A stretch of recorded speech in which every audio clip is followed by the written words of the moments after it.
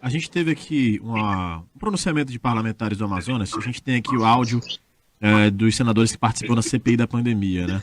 Omar Aziz e o Eduardo Braga. Vamos soltar aqui rapidinho do Omar Aziz primeiramente, por favor, Arthur. A democracia é inegociável. Não se negocia a democracia. E aqueles que usam todos os meios para apoiar um golpe estão contra a democracia, estão cometendo um crime constitucional, independente do meio de comunicação. Independente do meio de comunicação. Quem esteja, nesse momento, apoiando esse tipo de atos, arroubos contra a democracia brasileira, não pode passar impune. A gente tem também aqui a participação de Eduardo Braga, senador pelo Amazonas também, que também fala sobre democracia, né? Já que muita gente avaliou esse desfile no dia ali em que acontece a votação como um ataque mesmo à democracia, como uma forma de intimidação. Vamos lá, por favor, Arthur.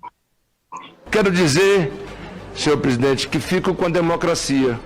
Fico com o artigo da Constituição que diz: todo poder emana do povo e em nome do povo será exercido.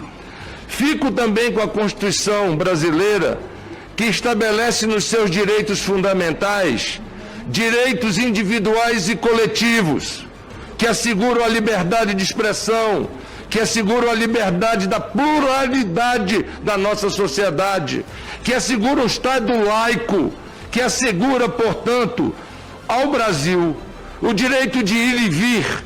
O Brasil é a terceira maior democracia do planeta.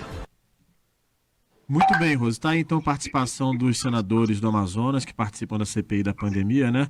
E aí eu queria que você encerrasse aqui esse assunto rapidamente para a gente, Rose, que o tempo tá correndo rapidamente para a gente. Vamos lá. Vou tentar. Sobre a questão da democracia, Rafa, eu acho que ontem ficou demonstrado que há algumas fragilidades nessa tentativa de arrobo de golpe. Muitas fragilidades, inclusive a própria circunstância do país e a forma como a maioria dos brasileiros pensa a respeito dessas tentativas, dessas ameaças. Eu acho que ela não se configura da maneira como as pessoas estão propondo, mas de toda sorte, os ataques estão sendo feitos, o país está ruindo na sua economia, os brasileiros estão passando fome, muita fome na periferia de Manaus, as pessoas estão passando muitas necessidades, Rafa. Então, há uma série de coisas que não estão sendo colocadas em discussões, que também representam a fragilização da forma como essa democracia é exercida. E aí, como ela fica também, como nós todos brasileiros, como a população, fica refém de algumas negociações que fortalecem esses grupos e essas pessoas que estão discutindo que não nos interessa nesse momento, que não é importante para esse momento. O outro ponto desses dois áudios que você colocou é a fala do senador Omar Aziz. A gente não tem aqui o áudio, mas também do vice-presidente da Câmara, o Marcelo Ramos, na mídia nacional, repercutiu muito. O Omar Aziz, inclusive, fez um discurso que eu acho que foi muito bem recebido pela mídia, muito bem recebido no campo político. Ele foi destaque em vários veículos de comunicação, mais uma vez, por se posicionar por meio da CPI, de forma contrária, antagonista ao que defende o presidente da República, o Jair Bolsonaro. Ele se destaca, ele se projeta, mais uma vez, se mantém nessa projeção como uma liderança nacional, inclusive, de oposição ao presidente Bolsonaro, no momento em que o PT, partido que está liderando as pesquisas eleitorais, começa a olhar as suas conjunturas eleitorais, e eu vejo que o PSB e o PSD são partidos hoje que estão mais próximos dessas possíveis alianças. Não esqueça, PSD, partido do senador Omar Aziz se projetando como um bom quadro, um quadro importante do PSD para as próximas eleições. Depois a gente vai colocar isso um pouquinho, destrinchar um pouquinho mais os bastidores dessa questão. Eu só queria falar mais um pouquinho mesmo sobre o discurso do senador Eduardo Braga.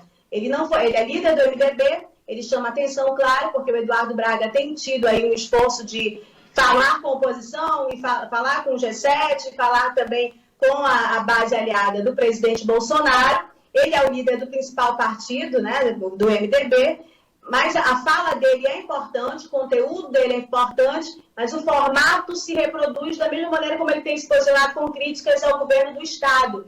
Muito associado a essa imagem que ele já procurou em várias disputas eleitorais, em várias campanhas, em vários momentos da vida política dele, se dissociar. É uma imagem mais pesada, é uma imagem que não gera tanta empatia por parte das pessoas, de quem recebe esse discurso. Acho que é uma diferença nessa imagem pública hoje entre Omar e Eduardo Braga, e esse discurso também reproduz um pouco isso. Eu queria deixar também minha visão crítica em relação à forma como a assessoria de comunicação, assessoria de imagem, sabe lá o que trata a imagem do senador Eduardo Braga, trata a fala dele. Eu acho que a forma como eles tratam também facilita essa imagem que as pessoas tendem, né, a ficar de uma forma mais crítica, ironizar, fazer chacota em relação à forma como ele fala e se posiciona sobre temas muito importantes. Né? Uma fala, o conteúdo é importante, mas o formato tem trazido prejuízo a ele. Eu reparei aí nessa fala dele, né? Da forma como ele fala, os gritos, a condução da voz, né? Tudo isso a gente está fazendo aqui aulas com a fono, a gente tem dicas a respeito dessa linguagem, como ela se comunica, e também a edição. Eu vi a edição do material que está nas redes sociais, tem uma música de fundo, assim, parece um final de Olimpíadas, alguma coisa. Acho que é muito, muito, muito complicado ter um resultado positivo quando se trata dessa maneira. Mas é isso, Rafa. Muito obrigado, Rosiane Carvalho, pelas informações, pela análise. Hoje foi dia de ter esse tipo de análise, porque ontem aconteceu bastante coisa. A gente vai continuar acompanhando